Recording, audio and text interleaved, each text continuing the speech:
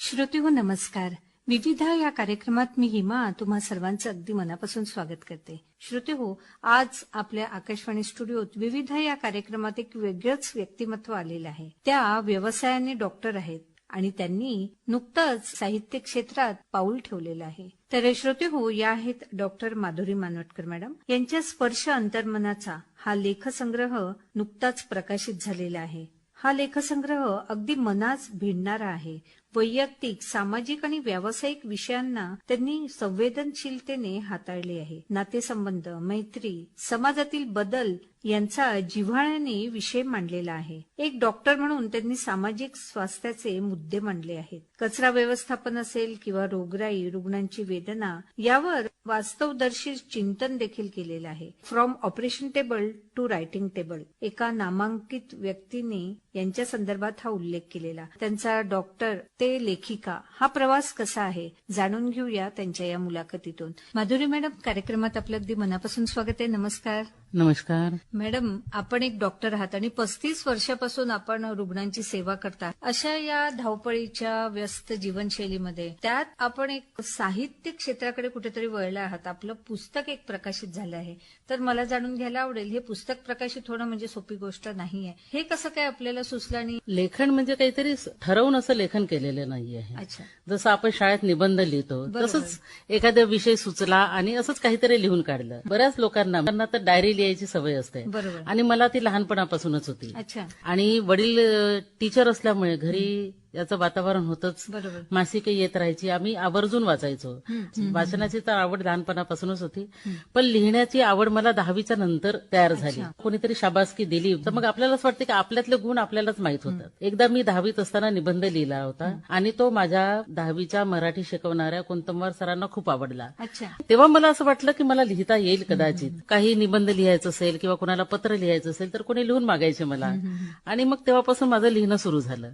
पण म्हणजे असं काही ठरवून लिहिलेलं नव्हतं किंवा काही नाही. ते आता माझे संग्रही पण नाही आहे. मग आम्ही बरोबरायला राहायला आलो तर तेव्हा कधी बहिणीशी भांडण झालं तर मग आईला पत्र लिहायचं. अच्छा.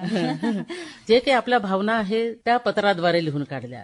अशी लेखनाची सुरुवात झाली. आणि तेव्हा पत्र लेखनाचा बरंच प्रपंच करायचो. तेव्हा मोबाईल नव्हते, तर त्याच्यामुळे पत्र म्हणजे कधी 2 पानांचे 3 पानांचे नाहीच, काही तर पोस्टकार्डवर ज्या काही भावना आहेत त्या आपण लिहून काढायचो. आणि कधी कधी जास्तच भावनिक झालं तर म्हणजे आपण एन्व्हेलप असायचं ते पिवळ्या रंगाचं, त्याच्यात आपण 4-5 पानांचं पत्र, कधी भावाला, कधी बहिणीला, कधी बाबांना, कधी आईला, असं पत्राचा जो प्रपंच होता. आजही माझ्या संग्रही काही पत्र आहेत. माझ्या भावाला लिहिलेली, माझ्या मावस भावाचे अक्षर ते अतिशय सुंदर आहेत. तर त्याचे त्या अक्षरासाठी आणि त्यांनी लिहिलेलं पत्र मी अजूनही जपून ठेवलेलं आहे. अच्छा, सहज सुचलं म्हणून. हा, सहज सुचलं म्हणून. बालपणाचं वातावरण आपलं कसं होतं? आमचं मोठं कुटुंब होतं. आई, बाबा, आजी, आजोबा, पणजोबा, पणजी, अच्छा, आत्या, सख्खे काका नसले तरी असे खूप काका आहेत. हा, शिक्षक असल्यामुळे घरी शिक्षणाचं बाळकडू अगदी लहानपणापासून शाळेत जायच्या आधीपासूनच होतं. आणि आमचे अक्षर सुंदर व्हावे म्हणून बाबांनी घरात ओसरी काढली होती आणि त्याच्यावर आम्ही बोटांनी ते गिरवायचो की जेणेकरून आमची अक्षर सुंदर असावी. आता तर मी कम्प्युटरवर लिहिते, पण सुरुवातीला मी जेव्हा प्रिस्क्रिप्शन लिहायचे पेशंटला, काही पेशंट असे पकडायचे नाही आणि म्हणायचे की हे डॉक्टरचं हँडरायटिंग वाटत नाही. तर मला चांगलं वाटतं की आपले अक्षर सुंदर असावं. आणि तेव्हापासूनच म्हणजे भावांमध्ये वाचनाची आवड होती. भाऊ बाहेर गावी शिकायला गेले किंवा नोकरीला गेले तरी आमच्यासाठी तिथून काही मासिकं पाठवायचे, चांगल्या चांगल्या गोष्टी आम्ही शेअर करायचो. म्हणजे तेव्हाच्या काळापासून हे सगळं सुरू आहे. वाचनाची आवड तर आहेच. अच्छा, त्यामुळेच की काय तर असं एक सुदृढ वातावरण साहित्य क्षेत्रातील पण नाही म्हणता येणार, पण जे चांगले संस्कार, चांगली घडण तिथून झालेली. आणि जसं आपण म्हणालात ना की अक्षर सुंदर असणं, या अक्षर सुंदर असण्यामुळे स्वभाव देखील आपल्याला त्या अक्षरावरून कळतो. कागदावर जसं उतरते तसं मनात पण असं उतरते असं म्हणतात आणि असू शकतं. बरोबर. आपण तर आता हे बालपणासंदर्भात सांगितलं. हा जो शिक्षणाचा प्रवास आहे त्या संदर्भात सांगा ना. 10वी पर्यंत माझ्या खेडेगावातच माझं शिक्षण झालं. 11वी-12वी साठी मला आनंद निकेतन कॉलेजमध्ये टाकण्यात आलं. त्याच्यानंतर मेडिकलला ऍडमिशन भेटेल असं तर काही वाटलं नव्हतं, पण माझ्या वडिलांची खूप इच्छा होती मी डॉक्टर बनावं. बाबांनी मला सपोर्ट पण केला. बाबा ठाम होते. बाबा म्हणाले हिचा मेडिकलला नंबर लागला आणि मी पाठवणार. घरची परिस्थिती कशीही हलाखीची असली तरी बाबांची इच्छा होती. एकदा मेडिकलला गेल्यानंतर तो अभ्यासाचा व्याप, त्यामुळे पत्र लिहिण्यापेक्षा दुसरं काही लेखन व्हायचं नाही. एखादी कविता लिहिली तरी जेव्हा कधी खूप उदास वाटलं, जेव्हा आपण हॉस्टेलला एकटंच असतो तेव्हा मन भरून यायचं, घरच्या लोकांची सगळं आठवण उतरतं. यायची. तर ते उतरलं आहे आणि माझ्या संग्रही आहे. कदाचित काही दिवसांनी मी कविता संग्रह प्रसिद्ध करेल असं वाटते मला. क्या बात है, बढिया. तर पत्राच्या व्यतिरिक्त कारण याच्यासाठी होऊ शकलं नाही, कारण अभ्यास इतका असायचा आणि ध्यासच असायचा. अभ्यास एक अभ्यास. आपल्याला माहित होतं आपण कोणत्या परिस्थितीतून मेडिकलला आलो आहे आणि एनी हो आपल्याला इथून पास होऊन जायचं आहे. तर त्याच्यामुळे अभ्यासाचा ध्यास सोडला नाही. अक्षरशः भावाच्या एंगेजमेंटला सुद्धा मी आलेली नाहीये. अच्छा. तर हे सगळं करून तर एमबीबीएस झालं. नंतर मी ENT या विषयात पोस्ट ग्रॅज्युएशन केलं. त्याच्यानंतर लग्न झालं. लग्नानंतर परत सेकंड पोस्ट ग्रॅज्युएशन केलं, MS सर्जरी. आणि त्याच दरम्यान मला मुलगी झाली, शरीराचे काही प्रॉब्लेम्स. तर त्याच्यामुळे लिखाणाकडे पूर्ण दुर्लक्ष. मग नंतर पत्र पण सुद्धा बंद झाली. मोबाईल आले आणि पत्र बंद झालं. आणि हे मला वाटते 10-12 वर्ष मी म्हणजे ह्यासाठी लेखणी पकडलीच नाही. त्याच्यानंतर आठवते मग माझी मुलगी बाहेर शिकायला गेली. काय असते आपलं की आपण संसारात इतकं गुरफटून जातो की स्वतःसाठी काही वेळ द्यावा, स्वतःसाठी काही करावं हा आपल्या डोक्यात विचारच येत नाही. लग्न होतं, मुलं होतात, मुलं झालं की मुलांचे प्रॉब्लेम, त्यांच्या शाळा, ते शाळेतून येईपर्यंत माझी मुलगी 12वी पर्यंत इथे होती. तिला शाळेत सोडणे, तिला टिफिन बनवून देणे, शाळेत सोडणे. शाळेतून येईपर्यंत माझे जेवढे पेशंट पाहून होतील तेवढे पेशंट पाहायचे. त्याच्यानंतर ती आली की तिच्या जेवणाबरोबर आपण गप्पा गोष्टी, शाळेत काय झाले याचं सगळं बोलायचं. आणि त्याच्यानंतर ती ट्युशनला गेली की परत पेशंट पाहणे. बरोबर. तर आपण मुलांसाठी इतकं गुरफटून जातो की आपल्याला स्वतःचं काही आयुष्य आहे हेच विसरून जातो. आणि नंतर जेव्हा माझी मुलगी बाहेर देशात जेव्हा शिकायला गेली तेव्हा आम्हाला घरी खूपच पोकळी, म्हणजे अक्षरशः आम्ही एकमेकांना पाहून आम्हाला घरी एखाद्याच्या घरी सुतक कसं लागतं त्याप्रमाणे आमच्या घरी स्मशान शांतता असायची. आम्हाला भास व्हायचे, मम्मी आवाज दिलायचा, पप्पा आवाज दिलायचा. मग मला असं वाटायला लागलं की हा जो वेळ भेटतो मला किंवा हे जे रीत पण भेटते तर काहीतरी करायला पाहिजे. तर माझ्या भावाने सुचवलं तुझी स्वतःची स्टोरी एवढी चांगली आहे, तू का नाही लिहित. पण मला असं वाटलं की स्वतःबद्दलच काय लिहायचं. तर मग कधी पेशंटचे अनुभव, कधी आपल्याला जाताना अनुभव किंवा असे छोट्या छोट्या गोष्टी असतात त्या आपल्याला काळजापर्यंत भिडतात, पण ते आपल्या पेपरवर कशा उतरवायच्या हेच होत नाही. बरेचदा असं वाटतं की ह्याच्यावर मी लिहायला पाहिजे. समजा एखादी संध्याकाळी एखादी इन्सिडेंट झाला, एखादी सिरियस पेशंट आला, त्याच्याबद्दल मला काही वाटलं आणि लिहावंसं वाटलं, पण सिरियस पेशंटच्या सोबत माझे 5-6 तास असे चालले जातात की त्याच्यानंतर मला काही त्राणच राहत नाही की काही लिहावं किंवा काही. पण जर ते तेव्हाच्या तेव्हा जर पेपरवर उतरलं तर ते व्यवस्थित असतं. पण 4-5 दिवसांनी त्याच्या आठवणी पुसट होत जातात आणि त्याची तीव्रता कमी होऊन जाते आणि मग ते आपल्या मनातून निसटलं की मग ते लिहूनच होत नाही. मग नंतर ठरवलं की संध्याकाळची ओपीडी बंद केली. त्याच्यामुळे मला संध्याकाळी थोडासा वेळ भेटायला लागला. म्हणजे दिवसाचे जे सगळे कामं आहेत मी संध्याकाळी पूर्ण करायची आणि मला जर लिहायचं असेल तर रात्री 11 वाजता बसून मग 1 तास तरी मी माझ्यासाठी काढायचे आणि मग रात्री बसून लिहायचे. जे जे आठवलं, जसं जसं आठवलं ते लिहित गेले. उद्देश असा नव्हता की पुस्तक लिहावं किंवा कुठं, बस स्वतःसाठी लिहून ठेवावं बस. आणि लहानपणापासून सवय होतीच लिहायची. त्याच्यामुळे असं लिहायला लागले. एक दिवस माझा भाऊ आला आणि म्हणाला की एखादी लेख सांग ना कोणता असेल तर मी बघायला गेली तर माझ्या संग्रही खूप सारे लेख होते. जवळपास त्याला जेव्हा सांगायला गेली तेव्हा माझा जो 43 लेख भेटले माझे स्वतःचे लिहिलेले, कधी या फोल्डरमध्ये कधी त्या फोल्डरमध्ये. आता दुसरी गोष्ट म्हणजे आता लिहायचं कसं. सुरुवातीला तर मला मराठी टायपिंग येत नव्हतं. मग माझ्याकडे एक मुलगी होती कामाला, तर तिला मराठी टाईप करता येत होतं. मी पेनाने लिहायची आणि ते पेनाचं लिहिलेलं ती लिहून काढायची कृती देवमध्ये. तर ते तिचं मराठी जरी चांगलं असलं तरी चुका असायच्या. अच्छा. आणि ते मला चुका दुरुस्त करता करता मला ज्या भावना कळवायच्या होत्या तर त्या पेपरवर उतरतच नव्हत्या.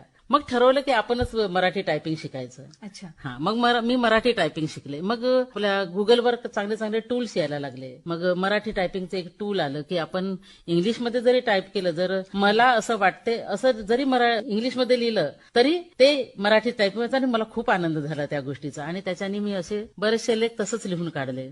आणि नंतर तर आता तर इतकं चांगलं आहे की आपण स्वतः बोलतो तिकडे टाईप होतं, तर अतिशय म्हणजे आता थोडंसं इझी झालं आहे. तर त्यामुळे आता आणि खरंच त्यासाठी आपण मराठी टायपिंग शिकल्यात. पुस्तकाचा जन्म झाला, स्पर्श अंतर्मनाचा, आणि त्यात विविध लेख आपण लिहिलेले आहेत. काय सांगाल त्या पुस्तकासंदर्भात, काय आहे नेमकं त्यात? माझ्या भावाने मला आग्रह धरला की तू लेख लिही, तुझं पुस्तक काढू आपण आणि पुस्तकाचं प्रकाशन करू. मी तर त्याला वेडातच काढलं पहिल्यांदा. मी काय लेखिक आहे. माझ्या भावाचे जवळपास 14 पुस्तकं प्रकाशित झाली आहेत मुंबईला. ग्रंथाली प्रकाशनने केलं आहे. तर तो म्हणाला की ग्रंथालीशी मी बोलू शकतो आणि तू लिही, काही प्रॉब्लेम नाही. तर मी म्हटलं एकदा बघून तर घे मी काय लिहिलंय. तर मग त्याला सगळं पाठवलं. दुसऱ्या भावाला पण पाठवलं की मी मेल केले त्याला आणि तू म्हटलं तू वाच, तुला खरंच याचं पुस्तक काढावंसं वाटतं का. माझ्या मोठ्या भावाला म्हटलं तुला वाटतं का हे पुस्तक काढावं. मग त्यांनी काही लेख, एक लेख वाचत गेला आणि एक लेखाचा अभिप्राय देत गेला. आणि त्या लेखामध्ये काय दुरुस्ती करायला पाहिजे, काय कसं करायला पाहिजे, तर त्यांनी मला सांगितलं. तर त्याच्यामुळे मी थोड्याशा त्याच्यामध्ये चेंजेस केल्या माझ्या लेखांमध्ये. माझा उद्देश असा होता की मला माझी प्रौढी मारायची नव्हती, की माझं काही सांगायचं नव्हतं. जे माझ्या मनात आहे ते फक्त उतरवायचं होतं, की मी कोण आहे, मी काय आहे. मला हे असं दाखवायचं नाहीये की मी एक सामान्य जशी सगळ्यांसारखीच आहे आणि तशीच आहे. कधी कधी आपले अनुभव हे दुसऱ्यांना प्रेरणास्थान होऊ शकतात. तर त्याच्यासाठी जे मी कष्ट केले, म्हणजे मी सर्जन होण्याच्या मागे जे कष्ट केले, जर आताच्या पिढीला जर माहिती झालं तर त्यांना हे कळेल की लोकांना डॉक्टरांचं किंवा दुसऱ्यांचं फक्त यश दिसतं, पण यशामागे घेतलेली मेहनत, त्याचे कष्ट, त्याच्यासाठी काय सहन केलं हे लोकांना दिसत नाही. तर हे लोकांना थोडं बहुत तरी माहित व्हावं की येणारी जी पिढी आहे, कारण नवीन लोकांचा पैसा दिसतो पण त्याच्या मागचं स्ट्रगल दिसत नाही. बिना स्ट्रगलने तुम्ही काहीही अचीव्ह करू शकत नाही. तर त्याच्यासाठी हे असणं जरुरी आहे. आणि माझ्या ऍक्च्युली हे नवीन पिढीसाठीच आहे. असं पाहायला गेलं तर माझ्या प्रोफेशनच्या पिढीसाठी म्हटलं तरी चालेल. अगदी बरोबर. तर याच पद्धतीने आपला जो स्पर्श अंतर्मनाचा आहे याचा जन्म झाला असं म्हणूया. या पुस्तकात नेमकं काय आहे? जसं आपण तर सांगितलं की अनुभव आहेत, बरेच असे अनुभव यात छान छान टिपलेले आहेत. काय सांगाल, कोणता याच्यातला जो अनुभव आहे तो भावलेला? काय मला वाटतं प्रत्येकच भावलेला आहे म्हणून ते उतरलं त्या याच्यात लेखणीतून आपल्या, आणि हे पुस्तक एक आज आपल्या समोर आहे. काय सांगाल? एक गमतीची गोष्ट सांगू.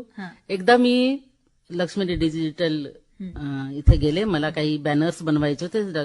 सर म्हणाले की तुला माहित आहे तू व्यवस्थित करशील. गेले, गाडी बाहेर पार्क केली आणि चाबी घेऊन तिथे बसले, ठेवले आणि त्याला करेक्शन सांगितलं, सगळं केलं. आणि नंतर मी घेतली त्या टेबलवरची चाबी आणि निघाले बाहेर. स्कूटरला चाबी लावते, स्कूटर खोलेच ना, उघडेच ना. मला वाटलं हे का नाही होत. मी सरांना फोन केला. सर घरून आले की गाडी घेऊन आले त्यांची. आम्ही दोघे ट्राय करतो पण ती गाडी सुरूच होत नव्हती.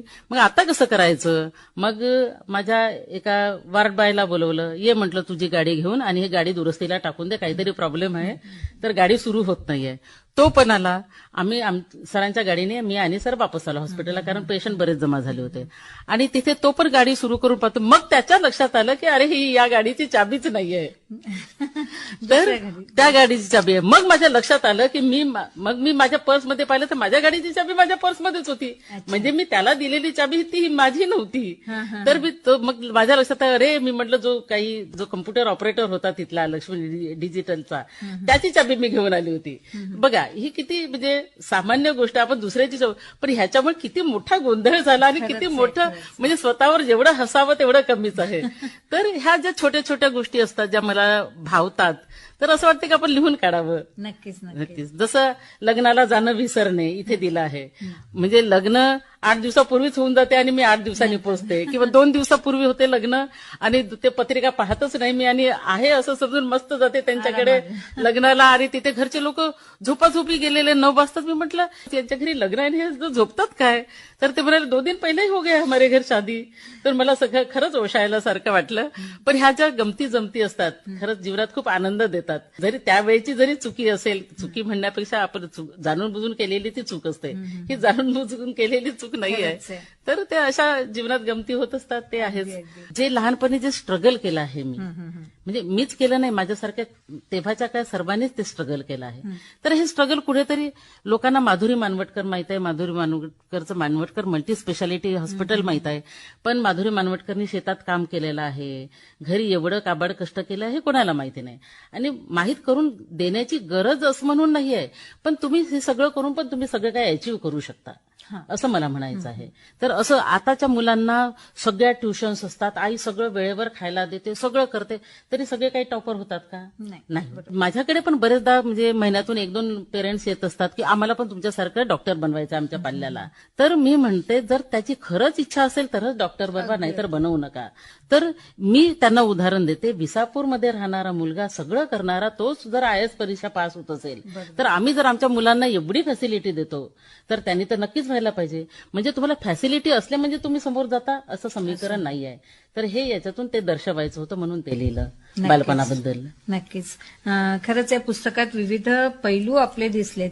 यात एक पुरणपोळी हा देखील एक खूप छान असा एक पुरणपोळी किंवा पोळी सुटण्या मागे काय झालं, त्या दिवशी बाई कामाला नव्हती आली आणि मला पोळ्या करायला लागल्या. इनमीन 6 पोळ्या का असेल, आपण पोळ्यासाठी जे करायचं करा ते करावंच लागतं आपल्याला. मला पीठ मळणे हा प्रकार मुळीच आवडत नाही.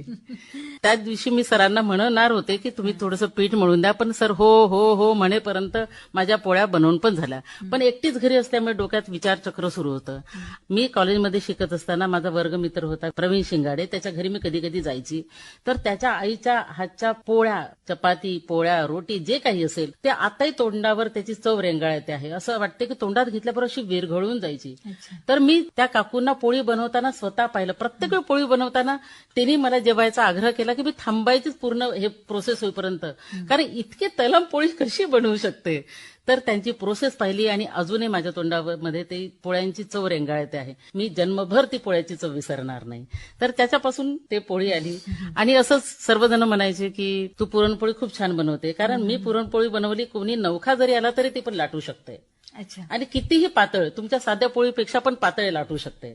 तर असंच होळी होती, पुरणपोळ्या बनवायचा बेत केला होता. मग आता घरी तर आम्ही इनमीन 2 लोकांसाठी कसं करणार, आपली चव दुसऱ्यांना माहीत झालीच पाहिजे. माझ्याकडे काही लेडी कन्सल्टंट येतात, त्यांना बोलवलं, त्यांना खायला दिली. नंतर माझी HR आहे किंवा अजून अशा काही लोकांना 5-6 लोकांना बोलवून त्यांना पटापट पोळ्या बनवून दिल्या आणि सर्वांना इतकी आवडली ती पुरणपोळी. मग त्यांनी रेसिपी विचारणं सुरू केलं. मग म्हटलं चला यांना सांगतो आपण सगळ्यांना सांगावी ही रेसिपी. तर त्यानिमित्ताने ते लिहून झालं. आपल्या या स्पर्श अंतर्मनाच्या मध्ये एक स्वयंपाक सुंदर कला आणि आठवणींचा ठेवा असा देखील एक लेख आहे. काय सांगाल या संदर्भात? स्वयंपाक करायला आणि लोकांना खाऊ घालायला खूप आवडतं, पण आता ह्या धावपळीच्या माझ्या व्यस्त याच्यामध्ये आता पॉसिबल होत नाही. पण जेव्हा केव्हा करते, सर म्हणतात तुझ्या हातचा चांगला होतं. कशाला? जर एखाद्या दिवशी बाई आली नाही आणि मी पोळी बनवली तर आई नक्की म्हणते की आज बाईनी पोळी बनवली, नक्की तू बनवली असेल. तर असं प्रत्येकीच्या हाताला जे चव म्हणतो ते, तर प्रत्येकाची चव वेगळी असते. सर्वांना सारखंच मटेरियल द्या तुम्ही, साधा चिवडा बनवायचा घ्या, सगळ्यांना सारखं साहित्य द्या तुम्ही, तरी पण प्रत्येकीची चव ही वेगळी असते. आणि ते स्वयंपाक करताना आपण जी स्त्री आहे स्वयंपाक करणारी, तिने जीव ओतून मनापासून स्वयंपाक बनवलेला पाहिजे. तिच्या मनात अशी भावना पाहिजे की हे जे मी अन्न देईल दुसऱ्याला तर त्याचं मन तृप्त झालं पाहिजे. त्या भावनेने जर आपण स्वयंपाक बनवला तर नक्की चांगला होईल. आणि त्यासाठी आपण मेहनत पण घ्यायला पाहिजे. तुम्हाला सांगते, जेव्हा माझं लग्न झालं होतं, माझ्या घरी पाहुणे आले होते, माझी नणद, त्यांची मुलं वगैरे वगैरे, आणि इतक्या लोकांची पोहे बनवायची मला सवय नव्हती. आणि काय झालं, मी पोहे ते पाणी टाकलं, त्याच्यात किती टाकायचं याचा अंदाज आला नाही मला, आणि मी ते पोहे बनवले. पोहे बनले, मी नेऊन दिले. माझ्या नंदेनी मला म्हटलं की हे पोहे आहे की भात आहे समजत नाही. तर तेव्हा मला फार वाईट वाटलं. पण आपण तेव्हा नवीन नवीन लग्न झालं. तसंच दुसरा एक पोह्याची आठवण आहे माझ्याकडे. मला वाटतं MBBS ला असेल, माझ्या मैत्रिणी माझ्याकडे आल्या होत्या. मला वाटलं आता मैत्रिणी आल्या, मस्त छान पोहे बनवणार, म्हणून मी त्याच्यात भरपूर तेल टाकलं, भरपूर शेंगदाणे टाकले आणि पोहे बनवले. चव चांगली झाली, पण जसं म्हणजे आपल्या तर्रीच्या याच्यामध्ये जसं तेल वाहते तसं तेल वाहत होतं. तर मग त्याच्यानुसार, म्हणजे त्याच्यानंतर मला कळलं की प्रत्येक गोष्ट ही अप्रोप्रिएट असायला पाहिजे. बरोबर आहे. म्हणजे तेल जास्त असून सुद्धा चालत नाही, शेंगदाणे जास्त असून सुद्धा चालत नाही, खूप पोहे असून सुद्धा जास्त चालत नाही. पोह्याचं प्रमाण, शेंगदाण्याचं प्रमाण, तेलाचं प्रमाण, हे सगळं कोणत्याही गोष्टीसाठी अप्रोप्रिएट असलं पाहिजे. आता हे अप्रोप्रिएट कुठून येणार? अप्रोप्रिएटसाठी त्याचा अनुभवाची शिदोरी लागते. त्यासाठी एकदा दुसऱ्यांदा होत नाही. आणि आता जसं मेजरमेंट करून जे आपल्याला युट्यूबवर किंवा याच्यावर भेटते तसं नसायचं. फोन करायचा आईला, हे कसं बनवायचं, मग आई फोनवर सांगणार. कधी सुरुवातीला तर मी पत्र पाठवायची, नंतर फोन करून विचारायचं किंवा एखाद्या मैत्रिणीला विचार. नंतर मी कमलाताई ओगलेचं पुस्तक विकत घेतलं. त्यांच्या पुस्तकातून मी बरेचसे पदार्थ शिकले. हे पुरणपोळी मी त्यांच्याकडनं शिकले. तर असे पदार्थ शिकत रोज रोज करत मी माझ्या याच्यामध्ये सुधारणा झाली. नवीन लग्न झालं होतं, मस्त छान छान करायची म्हणजे इच्छा होती, खुशी वाटत होती, आपण काहीतरी चांगलं बनवतो. म्हणजे एखादी डिश बनवली तर छान सजवायची. तेव्हा मी 6 महिने रिकामी होती, मला जॉब नव्हता MSc झाल्यानंतर. मग सरांना मी असे छान टिफिन बनवून सजवून द्यायची. तर सरांनी 1 महिना वगैरे माझ्या हातचं मस्त खाल्लं आणि 1 महिन्यानंतर मला जवळ बसवलं आणि म्हणाले, तुझा जो प्रयोग आहे तो आता थोडासा थांबव. थांबव, कारण एवढं चांगलं करून माझं वजन वाढायला लागलं आहे. बरोबर. तर त्याच्यामुळे मग मी त्याच्यानंतर मग कमी तेलाचे असे वगैरे पदार्थ शिकायला लागले. आणि मला स्वयंपाकाची लहानपणापासूनच आवड आहे. अक्षरशः मी भांडून भांडून शिकले स्वयंपाक करायचं. अच्छा.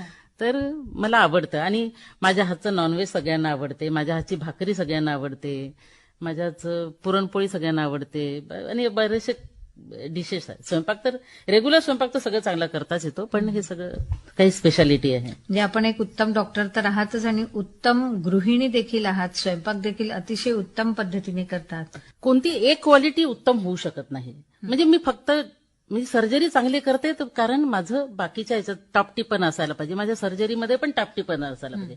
जर मी घरात टापटीप नसेल आणि फक्त सर्जरीमध्येच टापटीपणा करतो असं होऊ शकत नाही. या सवयी आपल्याला इम्बाईब करावं लागतात, अंगीकारी करावं लागतात, तरच त्या बाहेर उतरतात. अगदी. माझ्या सर्जरीमध्ये जर थोडंसं काही थोडं झालं तरी मला आवडत नाही. मला आठवते मी पोस्ट ग्रॅज्युएशन करत होते, हर्नियाची सर्जरी सुरू होती आणि मी तल्लीनतेने आपली सर्जरी करत होते. आणि मागून माझे गाईड, माझे मेंटर माझ्या मागे कधी येऊन उभे राहिले मला माहितीही नाही.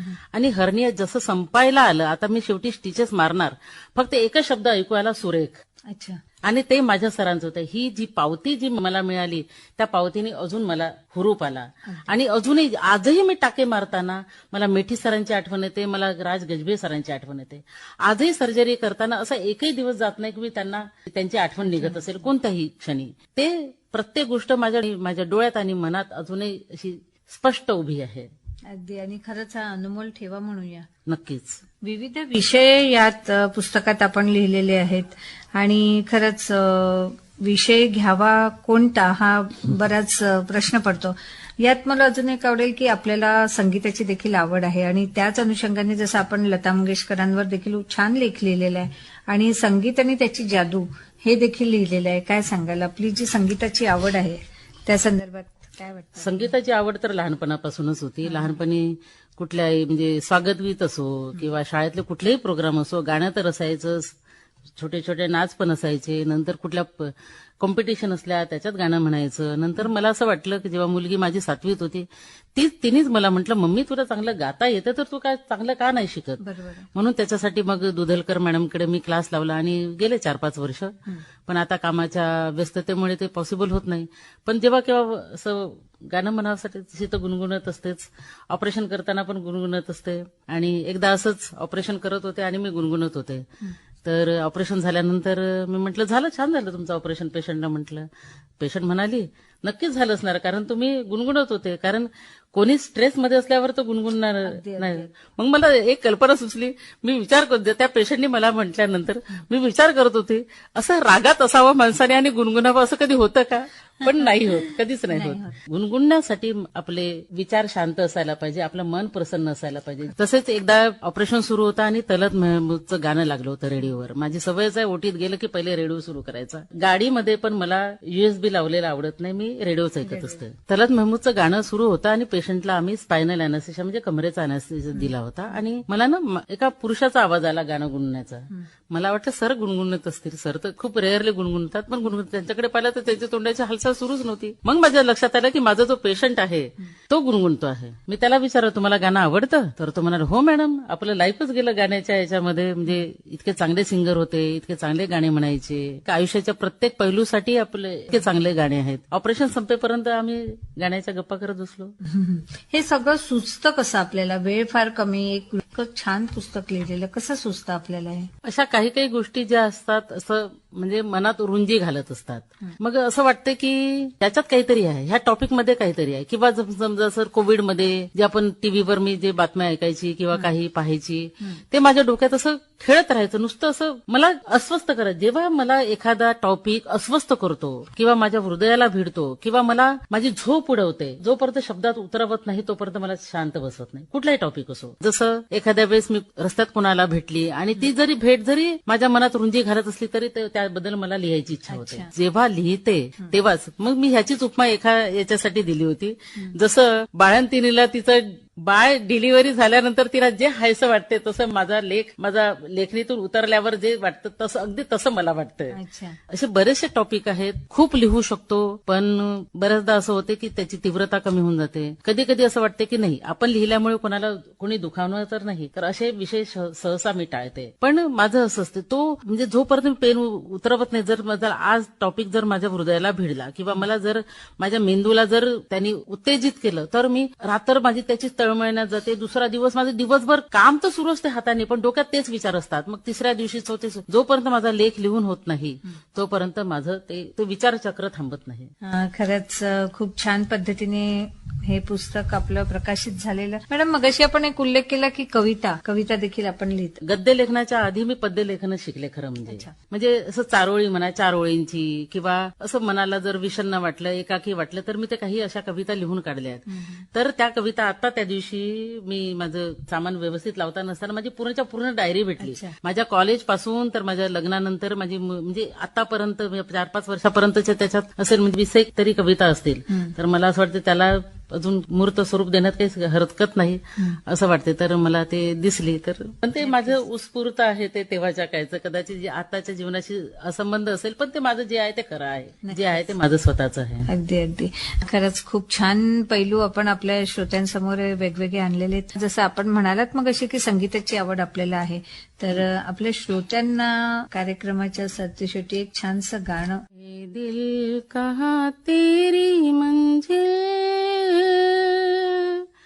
ना कोई दीपक है ना कोई तारा है, गुम है जमीन दूर आसमां, ऐ दिल कहाँ तेरी मंजिल, किस लिए मिल मिल के दिल टूटते हैं, किस लिए बन बन महल टूटते हैं, किस लिए दिल टूटते हैं, ओ किस लिए मिल मिल के दिल टूटते हैं, किस लिए बन बन महल टूटते हैं, किस लिए दिल टूटते हैं. पत्थर से पूछा, शीशे से पूछा, खामोश है सबकी जुबान, ऐ दिल कहाँ तेरी मंजिल, ना कोई दीपक है ना कोई तारा है, गुम है जमीन दूर आसमां, ऐ दिल कहाँ तेरी मंजिल. वाह, क्या बात आहे. खरंच खूप छान म्हटलं.